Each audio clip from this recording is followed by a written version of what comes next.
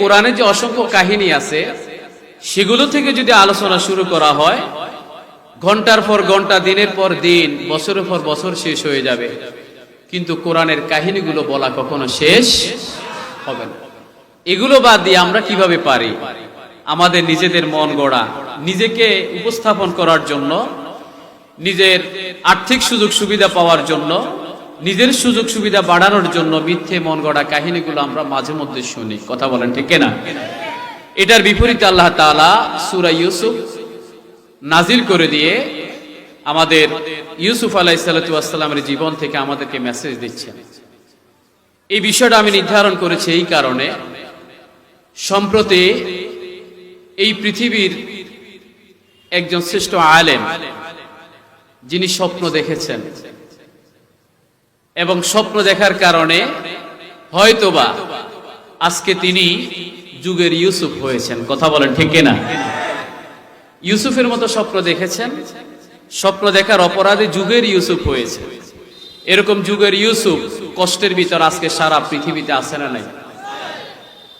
আছে না? এই সূরাটা যখন আপনি স্টাডি করবেন, তেলাওয়াত করবেন, ব্যাখ্যা করবেন, পড়বেন, মনে হচ্ছে যেন একদম বাস্তব জীবনের সাথে, আমাদের বর্তমান জীবনের সাথে, ইসলামের বর্তমান অবস্থার সাথে মনে হলো একদম হুবহু মিল। আল্লাহু আকবার বলেন। একদম সুন্দর মিলে যায়। শুধু পয়েন্টে পয়েন্টে যদি আমরা একটু খেয়াল করি তাহলে মিলানোর বিষয়টা আপনার কাছে সহজ হয়ে যাবে। সূরাটা মাক্কি সূরার একদম মাক্কি জীবনের শেষ দিকে আল্লাহ তাআলা বিশ্বনবী সাল্লাল্লাহু আলাইহি ওয়াসাল্লামের উপর নাজিল করেছেন। তিনটা বিষয় বিশ্বনবীর সামনে প্রেক্ষাপট ছিল। একটা হলো বিশ্বনবীর পলিটিক্যাল সাপোর্টার যিনি ছিলেন, রাজনৈতিক শেল্টার যিনি দিয়েছেন, চাচা আবু তালেব, তিনি ইন্তেকাল করেছেন। ইকোনমিক শেল্টার যিনি দিয়েছেন, অর্থনৈতিক সাপোর্ট যিনি করেছেন, নিজের প্রিয় স্ত্রী মা খাদিজা রাদিয়াল্লাহু তাআলা আনহা, তিনিও ইন্তেকাল করেছেন। এরপরে বিশ্বনবী সাল্লাল্লাহু আলাইহি ওয়াসাল্লাম যখন মক্কার জমিন থেকে তীব্র নির্যাতনের শিকার হয়ে তায়েফের জমিনে যখন কালেমার দাওয়াত নিয়ে গেলেন, নবীর জন্য কেউ ফুলের মালা নিয়ে দাঁড়িয়ে থাকে নাই। বিশ্বনবীর গায়ের ভিতরে ছোট্ট ছোট্ট বাচ্চাগুলোকে লেলিয়ে দিয়ে আমার নবীর গা থেকে রক্ত ঝরানোর ব্যবস্থা করেছে। জোরে বলি আল্লাহু আকবার।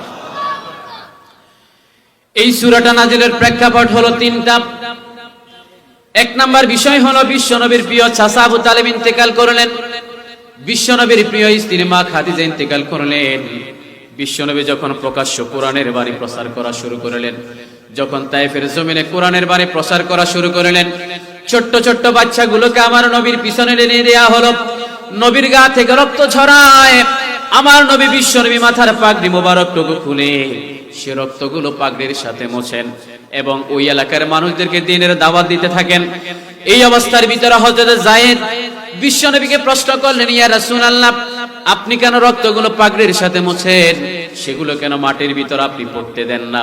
বিশ্বনবী সাল্লাল্লাহু আলাইহি ওয়াসাল্লাম বললেন, তারা না বুঝে আমার গায়ের ভিতর হিট করলো। যদি আমি বিশ্বনবীর রক্তের ফোঁটা, এক ফোঁটা যদি তায়েফের জমিনের ভিতরে পড়ে, তাহলে কিয়ামত পর্যন্ত এই তায়েফের জমিটা গজবের জায়গা হিসেবে পরিণত হবে। আল্লাহু আকবার। তিনটা প্রেক্ষাপট ছিল নবীকে মানসিকভাবে শক্তি দেওয়ার জন্য। তীব্র মানসিক অশান্তির ভিতরে আছে, এই অশান্তিটাকে দূর করার জন্য আল্লাহ তাআলা নাজিল করলেন সূরাত ইউসুফ। সুবহানাল্লাহ বলেন। নাজিলের প্রেক্ষাপট মূলত দুইটা। এটা হলো তৎকালীন সামগ্রিক পরিস্থিতি, স্পেশালি নাজিলের প্রেক্ষাপট হলো দুইটা। বিশ্বনবীর প্রিয় সাহাবা যারা আছেন তারা একবার আমার নবীকে বলেন, ইয়া রাসূলুল্লাহ, লাউ কাসাসতা আলাইনা ইয়া রাসূলুল্লাহ, আপনি কি কোনো কাহিনী জানেন না? আপনার কাছে কোনো কিচ্ছা জানা নাই? আপনি কি কোনো গল্প জানেন না? আমাদেরকে একটু গল্প শোনান না। সুবহানাল্লাহ বলেন। নবীকে বলে সাহাবীরা, ইয়া রাসূলুল্লাহ, লাউ কাসাসতা আলাইনা, আপনি যদি আমাদেরকে একটু গল্প শোনাতেন আমরা খুশি হতাম। বিশ্বনবীকে যখন সাহাবীরা প্রশ্ন করলেন, ইয়া রাসূলুল্লাহ, লাউ কাসাসতা আলাইনা ইয়া রাসূলুল্লাহ, আপনি আমাদের একটু গল্প শোনান না? কোরআনের ভিতরে যে কাহিনীগুলো আল্লাহ তাআলা বর্ণনা করলেন সে গল্পগুলো মাঝে মধ্যে একটু আমাদেরকে শোনান, আমরা একটু খুশি হই, আমাদের কাছে ভালো লাগবে। এই প্রেক্ষাপটে আল্লাহ তাআলা সূরাত ইউসুফ নাজিল করলেন। জোরে বলি আল্লাহু আকবার। দুইটা কারণ, যে দুইটা কারণ দিয়ে আল্লাহ তাআলা এই সূরাটা নাজিল করার মাধ্যমে একটা আহসানাল কসাস, কোরআনের শ্রেষ্ঠতম কাহিনী বিশ্বনবীর জন্য নাজিল করে দিয়ে কিয়ামত পর্যন্ত যত বনি আদম দুনিয়ার ভিতর আগমন করবে, যারা দুনিয়ার জমিনে এই কোরআনের বাণী প্রচার করবেন, নবী ইউসুফের মতো স্বপ্ন দেখবেন, তাদেরকে সান্ত্বনা দেওয়ার জন্য আল্লাহ তাআলা এই সূরাটা নাজিল করেছেন। আল্লাহু আকবার। স্বপ্ন, নবীদের স্বপ্ন ছিল ওহী। সুবহানাল্লাহ বলেন। আচ্ছা বলেন তো, নবীদের স্বপ্ন সত্য না মিথ্যা? বলেন। আর আলেমদের স্বপ্ন হলো নবুয়তের 46 ভাগের 1 ভাগ। সুবহানাল্লাহ বলেন। নবীদের স্বপ্ন সরাসরি ওহী, আর আলেমদের স্বপ্ন হলো নবুয়তের 46 ভাগের 1 ভাগ। তার মানে কিয়ামত পর্যন্ত ইন্নাল উলামা ওয়ারাসাতুল আম্বিয়া, যারা দুনিয়ার ভিতর আগমন করবেন, তারা যে স্বপ্নগুলো দেখবেন নিঃসন্দেহে সেটা একদিন সত্যে পরিণত হবে। কথা বলেন ঠিক কিনা? কোনো সন্দেহ নাই, একদিন সত্য পরিণত হবে। এমন একটা সময় অবশ্যই আসবে, নবী ইউসুফকে যেভাবে কারাগার থেকে রাষ্ট্র ক্ষমতায় নিয়ে আসা হয়েছিল স্বপ্নের তাবির করার জন্য, যুগের ইউসুফ যারা স্বপ্ন দেখার পরে কষ্টের ভিতরে আছেন, তারিখও সেখান থেকে নিয়ে এসে রাজ দরবারে নিয়ে আসা হবে তার দুঃস্বপ্ন ব্যাখ্যা করার জন্য। ঠিক কিনা? কোনো সন্দেহ নাই। বর্তমান সময়ের সাথে এই আলোচনা মিল আছে না? আপনাদের কি মনে কষ্ট যাচ্ছে?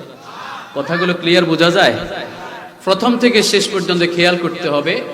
আর মাঝে মর্দে মুজাহিদের মতো তাকবীর দিতে হবে। জোরে বলি লিল্লাহি তাকবীর। আওয়াজ হবে ইনশাআল্লাহ।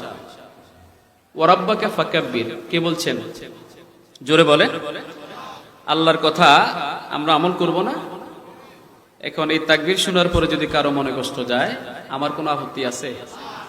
দিতে হবে ইনশাআল্লাহ। জোরে বলেন ইনশাআল্লাহ। সূরাটার ভিতরে আল্লাহ তাআলা মূল মেসেজ যেটা দিচ্ছেন, সরাসরি একটা দাসত্ব থেকে রাজক্ষমতায় পৌঁছিয়েছে। সুবহানাল্লাহ বলেন। অন্ধকূপ থেকে সরাসরি রাজদরবারে নিয়ে গিয়েছে। আরো স্পষ্ট করে যদি বলতে হয়, তাহলে একটা স্বপ্নের বাস্তবায়ন করেছেন আল্লাহ তাআলা। সুবহানাল্লাহ বলেন। একটা স্বপ্নের বাস্তবায়ন। স্বপ্ন দেখেছেন হযরত ইউসুফ আলাইহিস সালাতু ওয়াস সালাম ৫ম নম্বর আয়াতে। কথা বলেন, কত নম্বর আয়াতে? ৪র্থ নম্বর আয়াতে আল্লাহর নবী ইউসুফ আলাইহিস সালাতু ওয়াস সালাম স্বপ্ন দেখেছেন, আর সেই স্বপ্নকে আল্লাহ তাআলা বাস্তবায়ন করেছেন ১০০তম আয়াতে। সুবহানাল্লাহ বলেন না? তাহলে ৪র্থ থেকে ১০০ নম্বর আয়াত পর্যন্ত মাঝখানে অনেক কষ্ট, সাধনা, বিদ্বেষ, কষ্টের বিপদের মুখোমুখি হযরত ইউসুফ পড়েন নাই? তার মানে স্বপ্ন এখন দেখলে বাস্তবায়নটা হবে একদম শেষে, এটা কিয়ামত পর্যন্ত সেটা বাস্তবায়িত হবে। ৪র্থ আয়াতে স্বপ্ন দেখেছেন, আর সেটার বাস্তবায়ন আল্লাহ তাআলা করেছেন ১০০তম আয়াত। সরাসরি যদি বলতে হয়, তাহলে নবী ইউসুফের স্বপ্ন আল্লাহ তাআলা বাস্তবায়ন করেছেন এই সূরার ভিতরে, যেটা একদম ১১১টি আয়াতের ভিতরে আল্লাহ সুন্দরভাবে আমাদের জন্য বর্ণনা করে দিয়েছে। পুরো সূরাটাকে ১১১টি আয়াত, ১১১টি আয়াতকে ৫টা ভাগে ভাগ করেছেন মুফাসসিরিনে কেরাম। আল্লাহ তাআলা ৫টি ভাগে ভাগ করেছেন। এর ভিতরে প্রথম ৩টি আয়াত হলো ইন্ট্রোডাকশন, সূচনা, ভূমিকা। পরবর্তী ৪ নম্বর আয়াত থেকে ২১ নম্বর আয়াত পর্যন্ত হযরত ইউসুফ আলাইহিস সালাতু ওয়াস সালামের শৈশব কালটা আল্লাহ তাআলা বর্ণনা করেছেন। কোন কাল? ছোট্টবেলার কাহিনী। ২২ নম্বর আয়াতে কারিমা থেকে ৫৩ নম্বর আয়াতে কারিমা পর্যন্ত আল্লাহ তাআলা হযরত ইউসুফ আলাইহিস সালাতু ওয়াস সালামের যৌবন কালটা, নবুয়ত লাভের আগ মুহূর্ত পর্যন্ত যৌবন কালটাকে আল্লাহ তাআলা সেখানে বর্ণনা করেছেন। ৫৪ নম্বর আয়াত থেকে ১০১ নম্বর আয়াত পর্যন্ত আল্লাহ তাআলা হযরত ইউসুফ আলাইহিস সালাতু ওয়াস সালামের নবুয়ত প্রাপ্তির সময় থেকে রাষ্ট্র ক্ষমতা পরিচালনা পর্যন্ত আল্লাহ তাআলা বর্ণনা করেছেন। সুবহানাল্লাহ বলেন। আর শেষের ১০ আয়াত উপসংহার, কনক্লুশন, খাতেমা। এভাবে ৫টা ভাগে আল্লাহ তাআলা সূরাটা বর্ণনা করেছেন। আমরা চেষ্টা করব সংক্ষেপে ১১১টি আয়াতকে প্রধান প্রধান শিরোনাম যেগুলো আছে, যেগুলো আমাদের জন্য প্রয়োজন, যুগের জন্য প্রয়োজন, উম্মতে মুহাম্মাদের জন্য প্রয়োজন, কোরআনের রাহবারদের জন্য প্রয়োজন, দ্বীনের দায়ীদের জন্য প্রয়োজন, কালেমা বিশ্বাসীদের জন্য প্রয়োজন, সেরকম প্রধান প্রধান কথাগুলো আমরা একটু বর্ণনা করব, জোরে বলে ইনশাআল্লাহ। এমন একটা সিচুয়েশনে আল্লাহ তাআলা এই সূরাটা নাজিল করছেন, বিশ্বনবী সাল্লাল্লাহু আলাইহি ওয়াসাল্লাম তখন খুব কঠিন বিপদের ভিতরে আছেন। নবীর প্রিয় চাচা ইন্তেকাল করলেন, প্রিয় স্ত্রী ইন্তেকাল করলেন, যে 4 জন পুত্র সন্তান ছিল একে একে দুনিয়া থেকে বিদায় হয়ে যেতে লাগলো। মক্কার কাফির মুশরিকেরা বলে, মুহাম্মদ তুমি যে কালেমার দাওয়াতটা এখন দিচ্ছ দাও, এখন তুমি দিতে পারো, তোমাকে আর কোনো বাধা দেব না। কারণ হলো তুমি যখন ইন্তেকাল করবা, তোমার যেহেতু পুত্র সন্তানগুলো একে একে দুনিয়া থেকে বিদায় নিচ্ছে, তোমার ইন্তেকালের পর তোমার নাম নেয়ার মতো, তোমার নিশানা উল্লেখ করার মতো দুনিয়ার জমিনে আর কেউ অবশিষ্ট থাকবে না। এটা তাদের আকাশ কুসুম কল্পনা। কথা বলেন ঠিক কিনা? আমার নবীর নাম ভালোবাসার সাথে আন্তরিকতার সাথে নেয়ার জন্য আমরা যারা কালেমা বিশ্বাসী মুসলমান এখানে যারা আছি, আমরা কি জীবিত আছি নাকি মারা গেছি? জোরে বলেন, আমরা আছি না নাই? বিশ্বনবীর শানে যারা বারবার বেয়াদবি করা হলো, বিশ্বনবীকে পাগল গণক জাদুকর বলে গালিগালাজ করা হয়, আমার বিশ্বনবীর প্রিয় চাচা যখন ইন্তেকাল করলেন, প্রিয় স্ত্রী যখন ইন্তেকাল করলেন, একে একে পুত্র সন্তানগুলো যেভাবে দুনিয়া থেকে একে একে বিদায় হয়ে যেতে লাগলো, বিশ্বনবীর শানে তারা চূড়ান্তভাবে আক্রমণ করলো, ও মুহাম্মদ তুমি যে কালেমার দাওয়াত দিতে থাকো, এবারে আমরা আর তোমাকে আর কোনো বাধা দেব না, কারণ আমাদের কাছে এটা পরিষ্কার হয়ে গেল, তুমি যদি দুনিয়া থেকে বিদায় নাও, তোমার নাম নেয়ার মতো দুনিয়ার জমিনে আর কেউ থাকবে না। বাংলাদেশের সবুজ ভূখণ্ডের একটি কর্নার থেকে আমার নবীর নাম ভালোবাসার সাথে নেয়ার জন্য আমরা মুসলমান জীবিত আছি না নাই? বিশ্বনবীকে সান্ত্বনা দেওয়ার জন্য আমার আল্লাহ এই সূরাটা নাজিল করলেন। ও নবী, টেনশন করার কারণ নাই। আপনার পূর্বপুরুষ ইউসুফ যেভাবে কষ্টের মুখোমুখি হলেন, নিজের পরিবার থেকে যখন তিনি চুরি হয়ে গেলেন, নিজের পরিবার থেকে যেভাবে তিনি বিতাড়িত হয়ে গেলেন, একটা অন্ধকূপের ভিতরে যখন তাকে নিক্ষেপ করা হলো, একদল বণিক যেভাবে তাকে মিশর রাজদরবারে বিক্রি করে দিল, ওই মিশর রাজদরবারে যেভাবে আমি আল্লাহ তাআলা মিশরের রাজদরবারে যেভাবে হযরত ইউসুফকে আমি আসীন করলাম, ঠিক তেমনি ভাবে আপনার মতো ইয়াতিম একজন নবীকে এই সারা আরব জাহান নয়, শুধু সারা পৃথিবীর ভিতর আপনাকে খলিফা বানাবো বলি সুবহানাল্লাহ। আপনাকে আমি রাজত্ব দেব, আপনাকে আমি রাষ্ট্র ক্ষমতা দেব। বিশ্বনবীকে প্রথম রাষ্ট্র ক্ষমতা দেয়া হলো মদিনার জীবনে। কথা বলেন ঠিক কিনা? সুতরাং বর্তমানে যারা নবীর খাঁটি উম্মাহ যারা আছে, যারা কোরআনের রাহাবার, যারা কোরআনের দাঈ, তারা যদি কোনো বিপদ মুসিবতের ভিতরে পড়ে, কিয়ামতের পূর্ব মুহূর্ত হলেও আল্লাহ তাআলা অবশ্যই এই জমিনের ভিতরে এই কোরআনের রাজত্ব কায়েম করানোর ব্যবস্থা করবেন। এই কোরআনের রাজত্ব কায়েমের সাথে অংশীদার হতে আমরা রাজি আছি না নাই? কারা কারা রাজি আছে একটু হাত তুলে দেখান।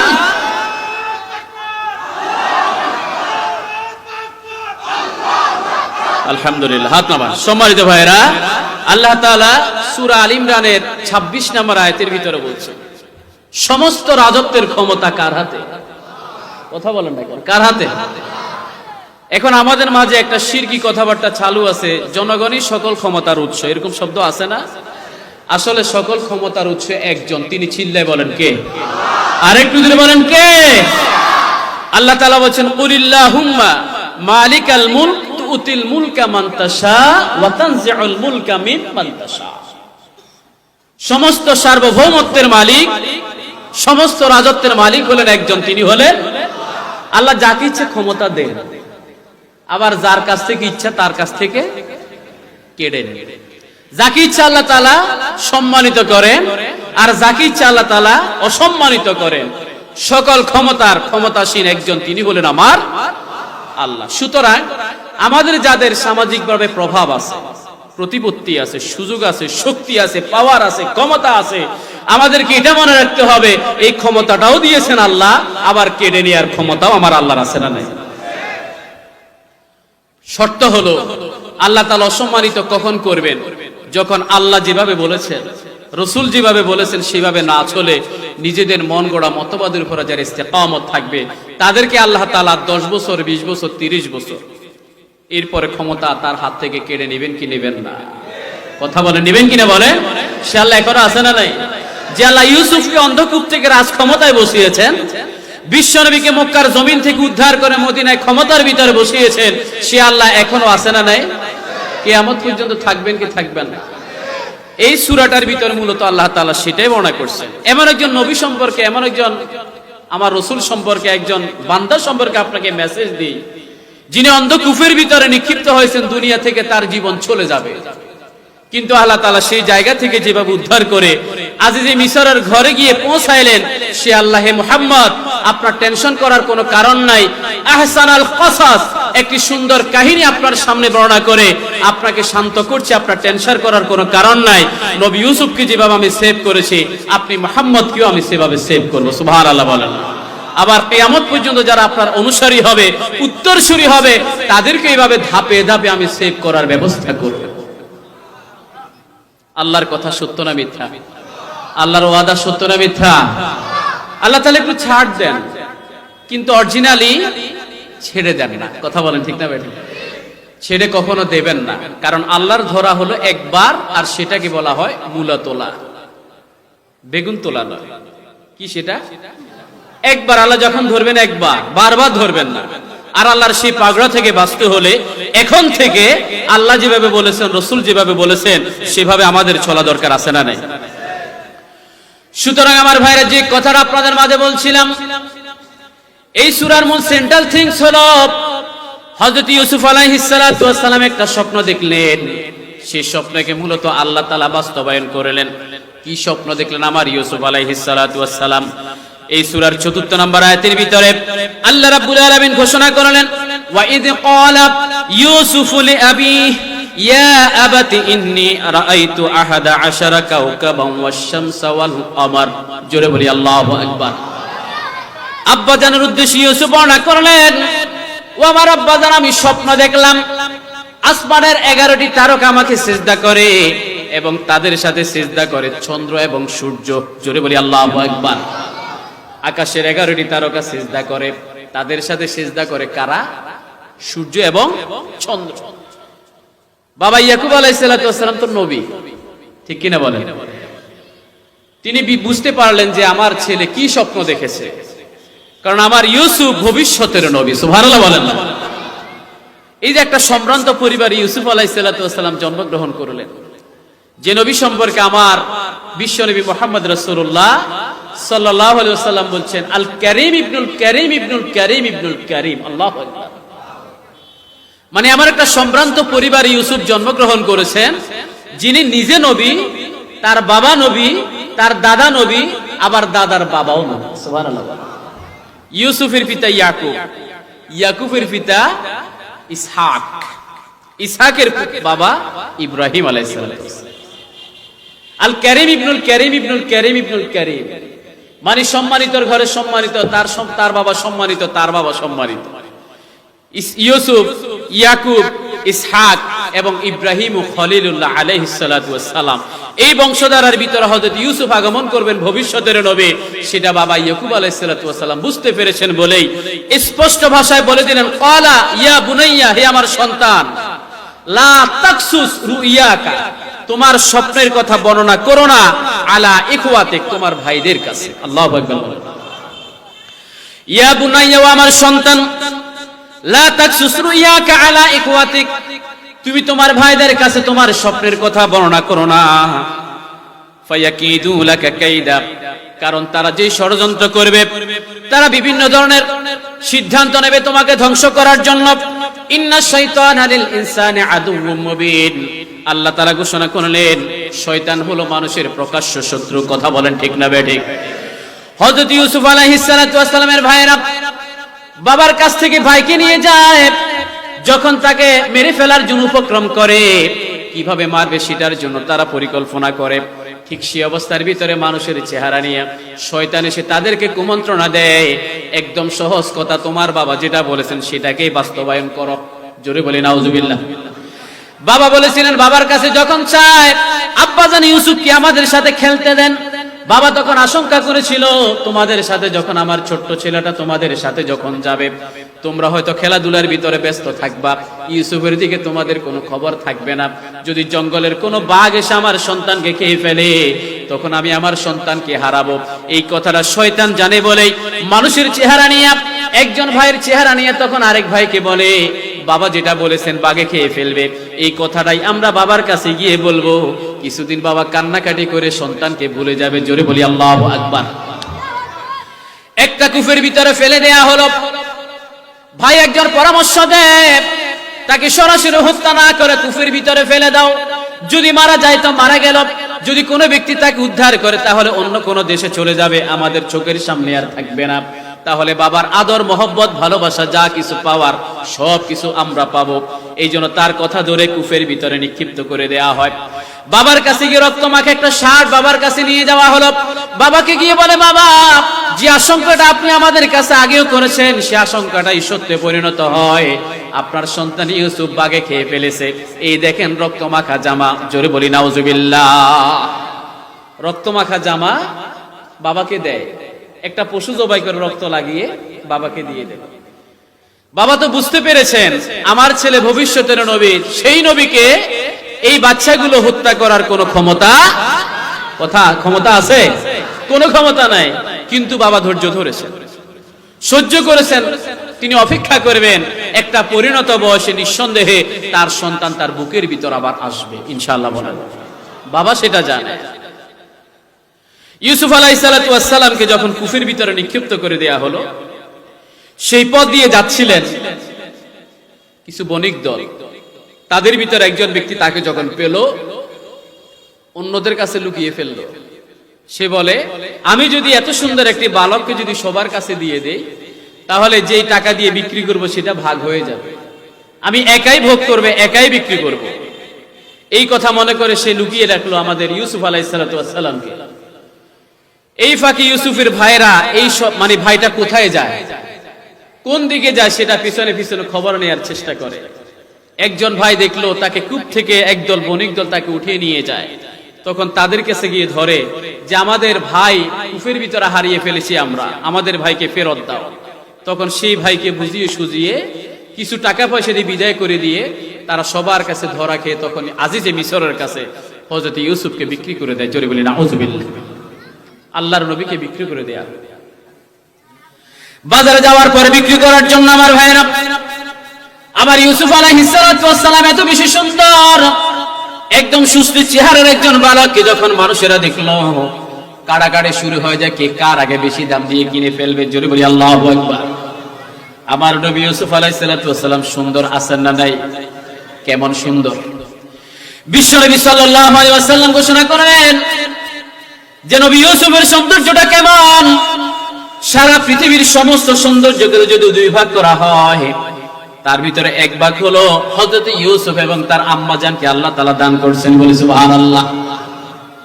সারা পৃথিবীর সমস্ত সৌন্দর্যের অর্ধেক ইউসুফকে দেয়া হলো, আবার সমস্ত সৌন্দর্যের 3 ভাগের 2 ভাগ হযরত ইউসুফ এবং তার মাকে দেয়া হলো। সুবহানাল্লাহ।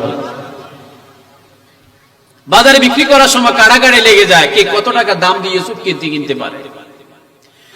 এখানে যে একটা কথা বলো, ইন্নাশ শাইতানা লিল ইনসানি আদুউম মুবিন, শয়তান আমাদের প্রকাশ্য শত্রু। কথা বলেন ঠিক কিনা?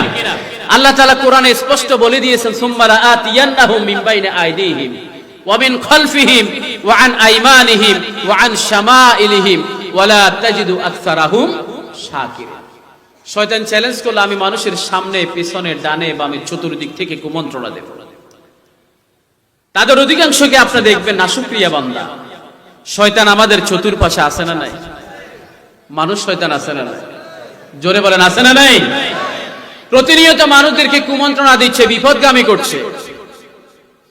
এমন একটা জুমাবারের দিনে পর্যন্ত একদিকে মানুষেরা জুমার নামাজ পড়ে আর আরেক দিকে উলঙ্গ নর্তকী নিয়ে নাচানাচি করে, এরকম আছে না নাই? আবার ধারাবাহিক প্রোগ্রামও শুরু হয়েছে। কথা বলেন ঠিক না বেঠিক? এখন আমাদের যুব সমাজ তো ধ্বংসের শেষ প্রান্তে। যাদের ভিতরে থাকার কথা ছিল নবী ইউসুফের চরিত্র, যাদের কাছে নারীরা নিজেদেরকে উপস্থাপন করার পরে মাআযাল্লাহ বলে আল্লাহর কাছে আশ্রয় চেয়েছে, আজকে সেই যুবকগুলোকে ধ্বংস করে দেওয়ার জন্য আধুনিক অপসংস্কৃতি তাদের সামনে সয়লাভ করে দেওয়া হচ্ছে। ঠিক কিনা? ইউসুফের চরিত্র তারা হাসিল করতে চায় বলে আজকে এখানে যুব সমাজ উপস্থিত হয়েছে। কথা বলেন ঠিক না বেঠিক? দেখি 40 বছরের নিচে যারা আছেন তারা একটু হাত তোলেন। আলহামদুলিল্লাহ, হযরত ইউসুফ 40 বছর বয়সে নবুয়ত পেয়েছেন। আমার নবী 40 বছর বয়সে নবুয়ত পেয়েছেন, সুতরাং 40 বছরের নিচে যারা আছি তারা ইসলামের জন্য নিজের জান এবং মাল কোরবান দিতে রেডি আছি না নাই? কথা বলেন আছি না নাই? থাকতে হবে আমাদেরকে। এরা আমাদেরকে বিপদগামী করতে চায়। ইন্না শাইতানা লিল ইনসানি আদুউম মুবিন। তারা আমাদেরকে বিপদগামী করতে চায় আর হতাশার সাগরে ডুবিয়ে দিয়ে আমাদেরকে গলায় রশি লাগাতে তারা চায়। কথা বলেন ঠিক কি না? কারণ ডিপ্রেশনের ভিতরে যখন কোনো যুবক ভুগে তখন জীবনটাকে শেষ করে দেওয়ার জন্য সে সিদ্ধান্ত নেয়। কত আদর যত্ন করে মা বাবা তাকে লালন পালন করলো, কত কষ্ট করে তাকে বড় করলো, সামান্য দুনিয়ার একটা নারীর জন্য তারা নিজের জীবনকে ধ্বংস করে দেয়। এরকম যুবক আছে না নাই? আর এদেরকে কারা বিপদগামী করে? এরা। কথা বলেন ঠিক না? এরাই বিপদগামী করে। আরে ভালো এবং মন্দ দুইটা একসাথে কখনো চলতে পারে? আল্লাহর পথ এবং শয়তানি পথ কখনো একসাথে চলতে পারে না। কোরআন থেকে নসিহত করবেন আবার উল্টা পাল্টা ওগুলো করবেন, তো দুইটা একসাথে কিভাবে চলবে? আল্লাহ আমাদের বুঝার শক্তি দান করে, সকলে বলি আমিন। তাহলে মানব শয়তানের পাশাপাশি জিন শয়তানের ওয়াসওয়াসা থেকে আমাদেরকে বাঁচতে হবে। বাঁচার জন্য আমাদের জন্য আদর্শ হলো নবী ইউসুফ আলাইহিস সালাম। কথা বলেন ঠিক না? আবার ভাইরা একটু খেয়াল করে শুনেন, আল্লাহ রাব্বুল আলামিন 6 নম্বর আয়াতের ভিতরে ঘোষণা করলেন, ওয়া ইউআল্লিমুকা মিন তা'বিলিল আহাদিস।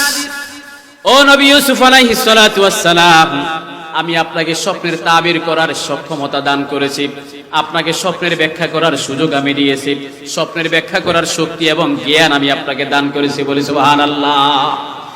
ইউসুফ আলাইহিস সালাম ছোট্টবেলায় স্বপ্ন দেখলেন, আকাশের 11টি তারকা তাকে সিজদা করে এবং তার সাথে সিজদা করে আকাশের সূর্য এবং চন্দ্র।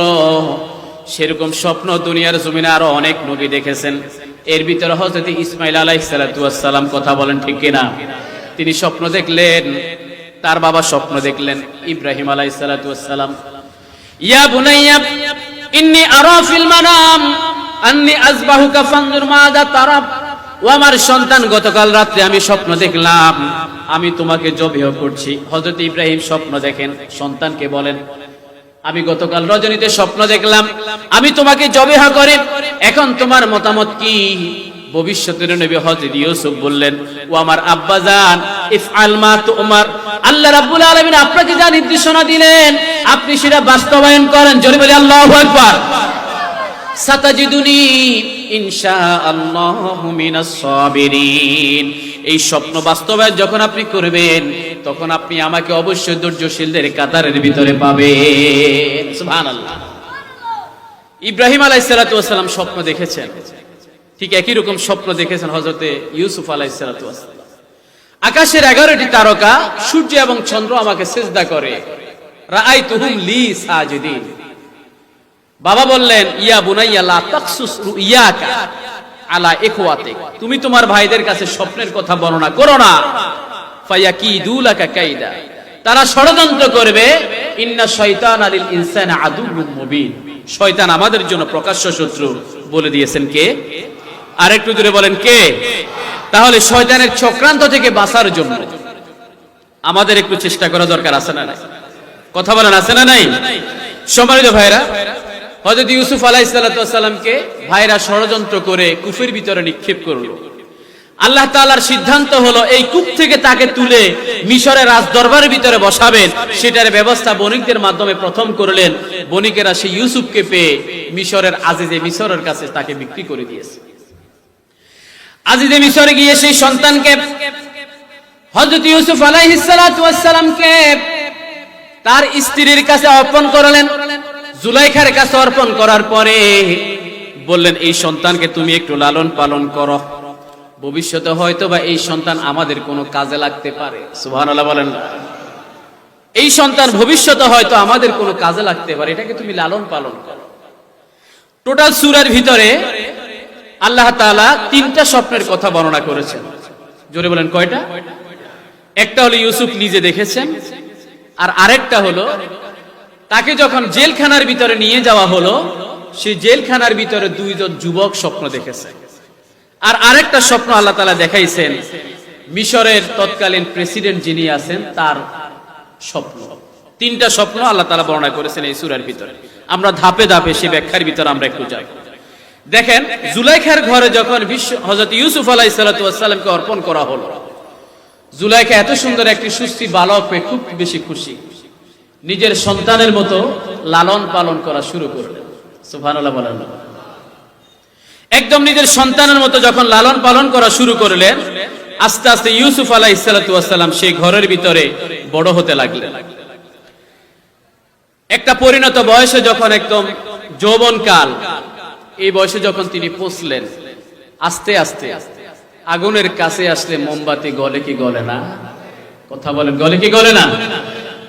একটা পরনারী ছিল জুলাইখা, ধীরে ধীরে হযরত ইউসুফের প্রতি সে আকৃষ্ট হতে লাগলো। নাউজুবিল্লাহ বলেন। নিজের মালিকা, সে তার চাকরের প্রতি, অধীনস্থ দাসীর প্রতি আস্তে আস্তে আকৃষ্ট হতে লাগলো। এরকম বিবাহিতা অনেক নারী, বিবাহিত অনেক পুরুষ নিজের স্বামী এবং স্ত্রীকে রেখে অন্য নারী পুরুষের প্রতি আসক্তি আছে না নাই? কথা বলেন, আছে না নাই? সুতরাং সেই ইউসুফ আলাইহিস সালাতু ওয়াস সালাম আমাদের পূর্বপুরুষ, কিন্তু আমার নবীর সৌন্দর্যের তুলনায় কিছুই না। কথা বলেন, ঠিক না? ইউসুফের সৌন্দর্য দেখে জুলাইখা আকৃষ্ট হয়ে গেল, ইউসুফকে কাছে পেতে চায়। কোরআনে যেটাকে আহসান আল কাসাস বলা হলো, যে ইউসুফ এবং জুলাইখার কাহিনী বলে বলে সারা রাত কাটিয়ে দেয় আমাদের দেশের অনেক ওয়াইজি। কথা বলেন, ঠিক না? চোখের পানি ফেলে দেয়, প্রেম ভালোবাসার কাহিনী বর্ণনা করে, কিন্তু আদৌ সেরকম কোন কাহিনী সেটা? কথা বলেন না, সেরকম কাহিনী ইউসুফ জুলাইখার কোন প্রেম ভালোবাসার কাহিনী নয়। এটা হলো একটা অবৈধ কাজ, বিপরীত অবস্থান নিয়ে নিজের চরিত্র, নিজের ঈমান টিকিয়ে রাখার একটা যুদ্ধ। কথা বলেন, ঠিক না? আজকে যুবকদেরকে যদি কোনো সুন্দরী রমণী তাদেরকে যদি আকৃষ্ট করে, অনেক যুবক তাদের দিকে আকৃষ্টের ভিতরে পড়ে যায়। এরকম আছে না নাই? যুবক ভাই যারা আছেন তাদেরকে শুনিয়ে দেই, বিশ্বনবী সাল্লাল্লাহু আলাইহি ওয়াসাল্লাম বলছেন, আমি তোমার জন্য জান্নাতের জামিনদার হয়ে যাব। সুবহানাল্লাহ।